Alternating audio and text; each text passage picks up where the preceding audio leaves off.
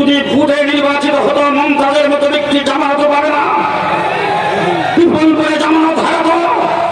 শেখ হাসিনা নক্তবি থেকে বলে দেবেন এমপি বানায় সংসদ পবিত্র করেছে। হযরত হাফিজ জিহুদুর রহমাতুল্লাহ আলাইহি 81 সনে রাষ্ট্রপতি নির্বাচন ভাইয়া তার বক্তৃতা ছিল তুবু ইলাল্লাহি জামিআন আইয়ুহাল মুমিনুন। হাফিজ জিহুদুর বলেছেন, আমরা গত দিনে আমরা ভোট দিয়ে যেই গুনাহ করেছি সেই ভোটের মাধ্যমে সেই গুনাহ তওবা করতে চাই। আজকে সিংহাবাসীকে জিজ্ঞেস করতে চাই, ভোটে হোক, ভোট সারা হোক, ঘোষণা দেওয়া হোক,